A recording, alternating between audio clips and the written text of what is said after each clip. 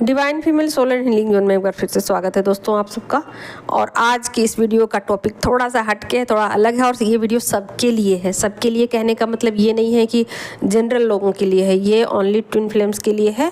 क्योंकि इस धरती पर ट्विन फ्लेम के अलावा ना तो कोई दुखी है ना तो कोई सुखी है। ओके, क्योंकि वो हायर फ्रीक्वेंसी में जी रहे हैं और हायर फ्रीक्वेंसी के लोग ही दुखी हो सकते हैं या सुखी भी हो सकते हैं। दोनों चीज़ें साथ साथ चलती है। मैं हमेशा बताती हूँ कि परसेंटेज दुख और सुख का है कि कितना परसेंट आपके पास दुख का है और कितना परसेंट आपका सुख का है। अगर आप अपनी लाइफ में मिनिमाइज कर लेते हो दुख को तो आप एक सुखी इंसान बन जाते हो, और मैक्सिमाइज कर लेते हो सुख को तो आप एक सुखी इंसान बन जाते हो। जीरो को आप दुख को आप जीरो पर लेके आते हो। तो ठीक है, तो ये सारी बातें हैं।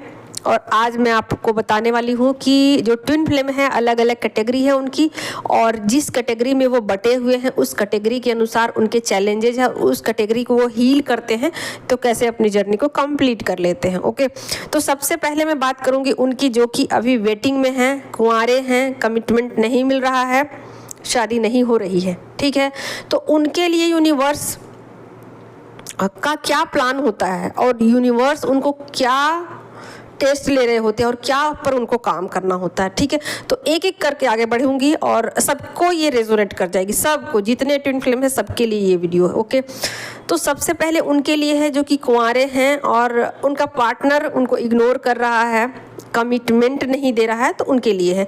तो यहाँ पर जो DF होती है ना, उनकी जो टेस्टिंग होती है वो होता है कि उनको इंतज़ार करवाया जाता है। इंतज़ार यानी इंतज़ार का मतलब होता है पेशेंस। आपके पास कितनी अधिक ये ऊर्जा है पेशेंस की कि आप अपने पर्सन के लिए कितना इंतज़ार कर सकते हो, कितना आखिर कितना इंतज़ार कर सकते हो। तो ये होता है आपके पेशेंस की परीक्षा। क्योंकि मैंने बताया है कि ये जर्नी आध्यात्मिक जर्नी है और इस जर्नी में आपके इनर जो भी स्ट्रेंथ होता है और इनर वीकनेस होती है उस पर ही काम होता है और दूसरी चीज़ों पर काम नहीं होता है। तो जो वीकनेस है आपकी वो यही सब चीज़ें हैं कि एक डिवाइन फेमिनिन अगर लो फ्रीक्वेंसी में होती है तो वो बहुत जल्दी रिश्ते बदलती है, बहुत जल्दी रिश्ते बदलती है। आज इस पर दिल आ गया, कल उस पर दिल आ गया। लेकिन वही डिवाइन फेमिनिन जब हायर फ्रीक्वेंसी में पहुँच जाती है तो किसी एक रिश्ते पर स्टेबल होकर आके रुक जाती है। अब सामने वाला इंसान उसको कमिटमेंट दे ना दे ये उसकी मर्जी पर छोड़ देती है। ठीक है, तो यहाँ पर उनके पेशेंस की परीक्षा होती है। और जब डिवाइन फेमिनिन की पेशेंस की परीक्षा ख़त्म हो जाती है तो उनको कमिटमेंट मिल जाता है। और यहाँ पर जाहिर सी बात है कि सिर्फ फिजिकल लेवल पर नहीं, मेंटल लेवल पर नहीं, इस सोल लेवल पर उनको स्टेबल होना होता है कि नहीं, जीना यही है, मरना यही है। ठीक है, तो अगर वो पेशेंस रखती हैं, इंतज़ार करती हैं, तो निश्चित रूप से ये उनकी जर्नी के लिए फ़ायदेमंद होगा और उनकी जर्नी नेक्स्ट लेवल पर चली जाएगी। ठीक है, तो ये तो हो गई उनकी बात। अब दूसरे लोगों की भी बात कर लेती हूँ। दूसरे नंबर पर आते हैं वो लोग जो कि जिसमें से एक पार्टनर जो है ना वो शादीशुदा होता है। ठीक है, और ख़ास करके अगर फीमेल की बात करूं तो यहाँ मेल में अलग हो जाएगा। ठीक है, तो मैं यहाँ फीमेल की बात कर लेती हूँ कि अगर कोई फीमेल शादीशुदा है, ठीक है, अपने पति के साथ है, कार्मिक रिलेशन में है, और उसके बाद उसको किसी इंसान से प्यार हो जाता है जो कि कुंवारा है, उसकी शादी नहीं हुई है। ठीक है, तो यहाँ से उसके पार्टनर जो है ना उसको ले जा सकते हैं, इस रिश्ते से बाहर निकाल सकते हैं। क्यों? क्योंकि अगर वो ट्विन फ्लेम जर्नी में है तो प्यार तो पूरा ही है, एकदम ट्रू वाला लव है, तो निश्चित रूप से उनको यहाँ से निकाला जाएगा। लेकिन यहाँ पर क्या है, कुछ रिश्ते जो हैं, कुछ कार्मिक रिश्ते जो हैं वो हील होना बाकी रह गए थे, पास्ट लाइफ से ही वो चीज़ें रह गई थी, उनका कुछ था तो वो चीज़ें हील करनी ज़रूरी थी। और उनके पार्टनर उनके लिए वेट करेंगे, इंतज़ार करेंगे, और जैसे ही वो कार्मिक रिश्ता हील हो जाता है, उसका टाइम ऑफ हो जाता है और उनके पार्टनर वहाँ से उनको निकाल के लेके जाते हैं और यहाँ पर यूनिवर्स आपका साथ देते हैं और आपको कमिटमेंट दे दिया जाता है, स्टेबल लाइफ आपको मिल जाती है। तो यहाँ पर आपको क्या करना होता है? ठीक है, यहाँ पर आपकी क्या टेस्टिंग चल रही होती है? यहाँ पर आपकी टेस्टिंग ये चल रही होती है कि आप हड़बड़ाओ नहीं, हड़बड़ाओ नहीं, किसी एक जस्टिस मत करो, किसी एक रिश्ते को छोड़कर एक रिश्ते में चले जाना, ऐसा नहीं। आप दोनों रिश्ते को संभालो, आप कार्मिक रिलेशन को भी संभालो और उस रिश्ते को भी संभालो, यानी कि बैलेंस लेके चलो। तो यहाँ पर आपकी बैलेंसिंग की भी टेस्ट होती है। ठीक है, आगे बढ़ती हूँ।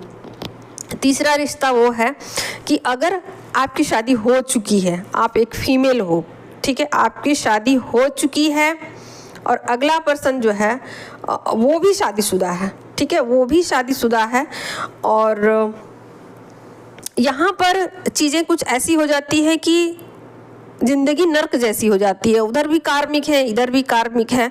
तो यहाँ पर आपको बहुत ज़्यादा कार्मिक जो चीज़ें हैं ना, उसको रिलीज़ करने की ज़रूरत है। यानी कि कर्मा बहुत ज़्यादा बैगेज आप लेके आ गए हो, पास्ट लाइफ से बहुत ज़्यादा बैगेज लेके आ गए हो।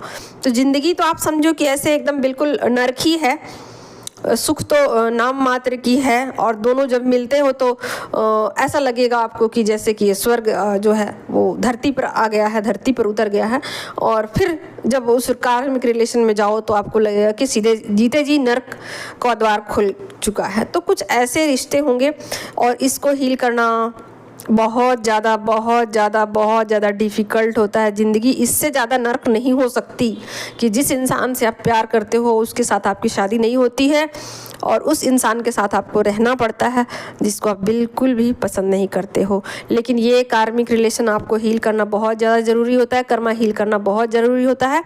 तो सब कुछ आपका यहाँ कर्मा है, ठीक है। तो जैसे ही आपका कर्मा क्लीन हो जाएगा, ख़त्म हो जाएगा, तो आप रहोगे तो उसी रिश्ते में, आप जा नहीं सकते इसको छोड़ करके, क्योंकि उसका एक लूप तैयार हो चुका होता है।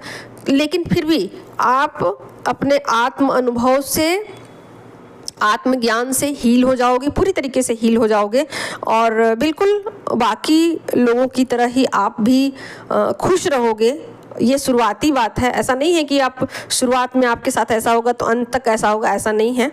आप जैसे जैसे आपके कार्मिक बैगेजेस ख़त्म होते जाएंगे, आप हील होते जाओगे, सब कुछ ठीक होते जाएगा, और आप बिल्कुल ऐसे हो जाओगे जैसे कि आपको अपने इंसान की ज़रूरत है भी और नहीं भी, और उसमें जिस सिचुएशन में हो आप उस सिचुएशन में खुश रहोगे, ठीक है।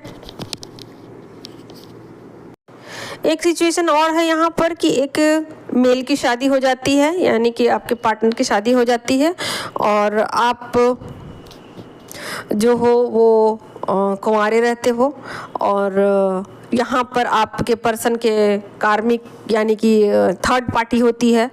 तो थर्ड पार्टी में ये चीज़ें होती है कि आपके अंदर जब जेलसी बहुत ज़्यादा होती है, बहुत ज़्यादा जेलसी आपके अंदर होती है ना, तो ये चीज़ें आपको इस लाइफ टाइम में दी जाती है, ओके। और ये भी पास्ट लाइफ से आती है। अगर आपने पास्ट लाइफ में इस पर वर्क नहीं किया है तो जाहिर सी बात है इस लाइफ टाइम में आपको ऐसे रिलेशनशिप में डाला जाएगा जहाँ से आपकी जेलसी पर ही वर्क होगा, और आपके अंदर की जेलसी जब ख़त्म होगी तब ये रिश्ता किसी न किसी तरीके से हील हो जाएगा और सब कुछ ठीक हो जाएगा, सब कुछ बेटर हो जाएगा। तो आपकी यहाँ जेलसी की जो है ना वो टेस्टिंग चलती है, क्योंकि कई बार ऐसा होता है कि फीमेल्स में है ना जेलसी कुछ ज़्यादा हो जाती है, बहुत ज़्यादा ओवर हो जाती है। तो इसी वजह से ये रिश्ता थर्ड पार्टी वाला दिया जाता है कि अगर आपके पार्टनर शादीशुदा हैं और उनके कार्मिक हैं, बच्चे हैं, तो ये आपको करना पड़ता है, उनको बर्दाश्त करना पड़ता है, झेलना पड़ता है आपको, ठीक है। और इसी के साथ आप हील भी हो जाते हो, तो फिर सब चीज़ें नॉर्मल हो जाती, जैसे जैसे आपकी हीलिंग होगी सब चीज़ें नॉर्मल हो जाएंगी। ये शुरुआती की बात मैं कर रही हूँ, शुरुआती स्टार्टिंग फेज की बात कर रही हूँ। एक रिश्ता ऐसा है जिसमें आप जिससे प्यार करते हो उसके साथ आपकी शादी हो जाती है। तो कहने के लिए ये रिश्ता अगर कहा जाए तो ये धरती का सबसे पावरफुल रिश्ता होता है, सबसे ज़्यादा इंटेंस एनर्जी होती है, सबसे ज़्यादा खूबसूरत एनर्जी होती है। जिसके साथ प्यार किया उसके साथ आपकी शादी हो गई, ठीक है, या शादी किया और उससे से प्यार हो गई, बात एक ही है, ओके। तो बहुत ही खूबसूरत ये रिश्ता होता है। लेकिन जितना रिश्ता ये खूबसूरत होता है वो रिश्ता उतना ही दुख भरा भी होता है, क्योंकि इस रिश्ते की जो सबसे ख़राब बात है वो ये होता है कि जब कोई इंसान आपको मिल जाता है ना, तो आप उसको फॉर ग्रांटेड लेना शुरू कर देते हो। और यहाँ पर जब फॉर ग्रांटेड लेना शुरू कर देते हो तो आपके अंदर एक ईगो का जन्म होता है, ईगो। और ये ईगो आपको जीने नहीं देता है, ठीक है। तो यहाँ पर जब आपका ईगो आता है तो फिर ये ईगो बहुत सारे ड्रामे लेके आता है, सेपरेशन लेके आता है। और जब तक आपका ईगो ख़त्म नहीं होता है तब तक ये सब कुछ चलता रहता है। और जैसे ही ईगो आपका ख़त्म होता है, आप हील हो जाते हो, तो फिर आप मान के चलो कि आप धरती पर नहीं हो, आप स्वर्ग पे हो, ठीक है। आपके लिए स्वर्ग कहीं और नहीं है, ये धरती ही आपके लिए स्वर्ग हो जाता है। ओके, तो आपके ईगो पर वर्क करना होता है। यहाँ पर आपके ईगो, जब तक आपके ईगो का डेथ नहीं होगा तब तक चीज़ें ठीक नहीं होंगी। तो जैसा कि मैंने बताया दोस्तों कि जितने भी रिलेशन मैंने बताया सबके मैंने कमजोरियां बताई है और सबके मैंने बता दिए हैं कि उसके अनुसार से वो किन किन चीज़ों पर उनको वर्क करने की ज़रूरत है।